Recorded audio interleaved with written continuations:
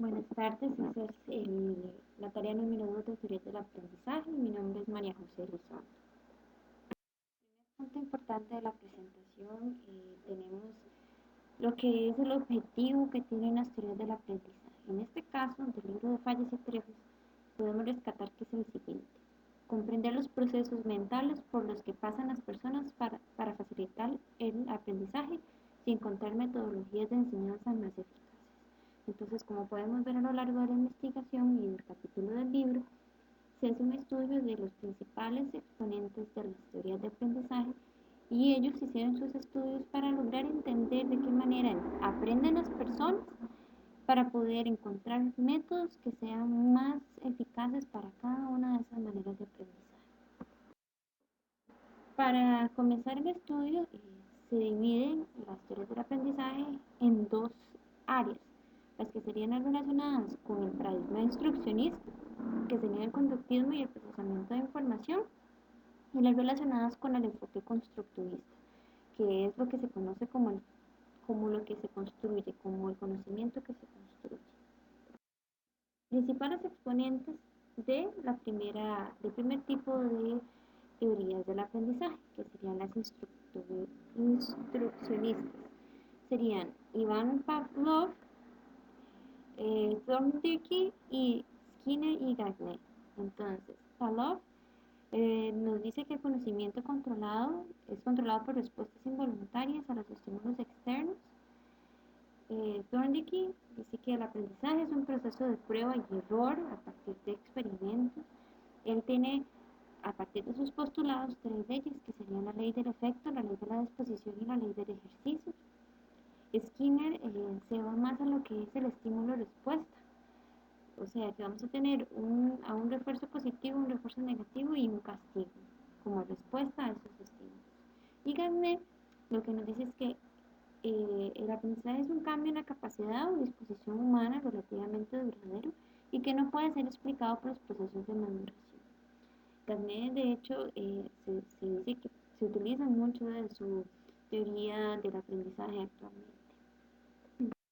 Aquí tenemos varios ejemplos sobre Pavlov y Thorndike, en el que nos muestra cómo podría ser, en el caso de los animales, este tipo de reacciones de las que ellos hablan del proceso de aprendizaje.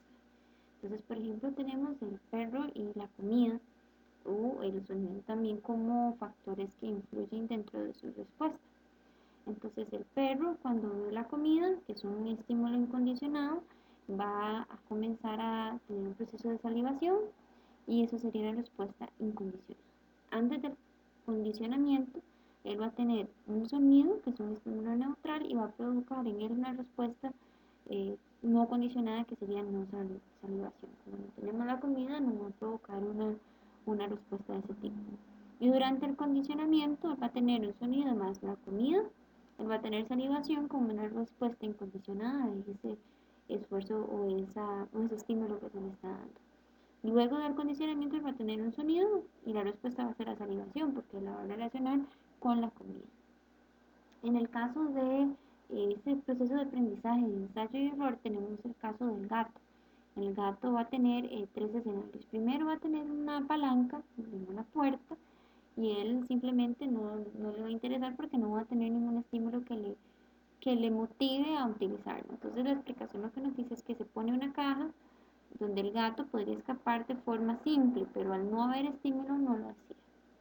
Y en el punto 2 se agrega un estímulo y al principio el gato resuelve de forma accidental el problema, o sea, él empieza a probar cómo puede llegar a ser la comida. Y en el 3, frente al estímulo cada vez más, resuelve el rápido problema saliendo de la caja.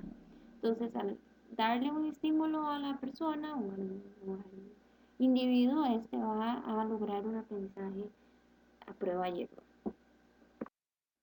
En el caso de Skinner, tenemos el ejemplo de igual de la puerta y la palanca con una paloma. De hecho, él experimentaba con palomas.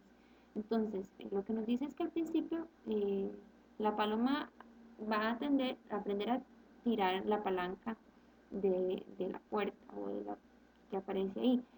Entonces, si él lo hace, él va a recibir alimento. Entonces, con ello él va a aprender o ella va a aprender el mecanismo. Luego de tirar por la palanca, no siempre sale alimento, lo que hace que las palomas desaparezcan esa acción y la acción cuando ya no sale alimento también no les va a llamar la atención. Entonces finalmente integra otros elementos y comenzó a dar alimento al azar con lo que las palomas asociaron ese elemento con la comida. Entonces si ya varias veces se repite el proceso en el que sí van a abrir la palanca y va a haber alimento del otro lado, entonces las palomas van a entender el procedimiento. Pero si unas veces sí y otras veces no y no es algo constante, entonces pues el proceso de aprendizaje va a ser menos constante. En el caso de Gagné, él tiene 4 principios importantes que serían los procesos de aprendizaje, que sería el procesamiento de la información, los procedimientos para que el individuo adquiera el mejor conocimiento. Lo que se quiere decir es que se debe informar los objetivos, evaluar y dar retroalimentación. Lo que me da a mí entender con esto es que es muy importante que el individuo sepa hacia dónde va, qué es lo que se le va a presentar, como cuando vamos a recibir un curso en la universidad donde se nos presenta el programa, donde el cual vamos a saber en qué terreno vamos a estar. Análisis de los resultados del aprendizaje o tipos de capacidades que aprende el estudiante. Son 5 clases de capacidades para la evaluación: las motoras, las verbales, las intelectuales, las actitudes, estrategias cognitivas. Eso es importante porque pues, en un individuo podemos encontrar cada una de esas 5 capacidades en mayor o menor evidencia. Las condiciones del aprendizaje: el aprendiz, la situación de estimulación y enseñanza, el aprendizaje, la información preexistente, conducta de entrada. Eso lo que nos quiere decir es que a la hora de dar una enseñanza o dar un tema, deberíamos tomar en cuenta esa conducta de entrada con la que cuenta cada uno de los estudiantes, porque eso de cierta forma va a influenciar en la facilidad o la rapidez en la que el estudiante va a adquirir un nuevo conocimiento. Las aplicaciones de la teoría al diseño del currículum para determinar las destrezas que se desea desarrollar. O sea, esas teorías vamos a tener que aplicarlas a la manera en que vamos a dar la clase, cómo vamos a organizar los elementos y los contenidos, porque pues, debería seguir un orden según esta teoría de Gardner. Okay. Sí, siguiendo el orden con los constructivistas, tenemos que sus principales exponentes son Vygotsky, Brunner y Piaget. Entonces, en el caso de Vygotsky, la educación está basada en competencias y en el aprendizaje colaborativo. Y las influencias en software que apliquen el principio de zona de desarrollo próximo serían sus influencias dentro de la tecnología educativa. De hecho, este tipo de enseñanza o de teoría de aprendizaje se aplica mucho en el caso de los idiomas, para la enseñanza de los idiomas. Brunner dice que tiene 3 etapas en desarrollo cognitivo, que sería la activa, la icónica y la simbólica, que esas se van a ir formando a partir del descubrimiento y el crecimiento que vaya teniendo cada estudiante. En el caso de la tecnología educativa se puede ver por medio de los procesos o de los programas por medio de la computadora. Entonces ellos van haciendo relaciones dentro de lo que van viendo en la computadora con su mundo real. Y Piaget, que para mí es como el más importante, es el que dice que la adquisición de conocimiento es un proceso de autoconstrucción.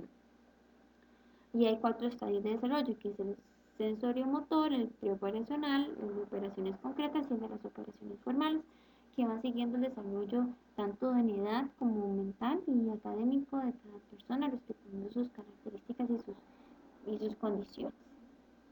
Y tenemos referencias bibliográficas en el libro que estamos trabajando en el curso, perdón, que serían las fallas de fallas y trejos, y las imágenes las saqué de una página que se llama Teoría del aprendizaje del profesor Villegas.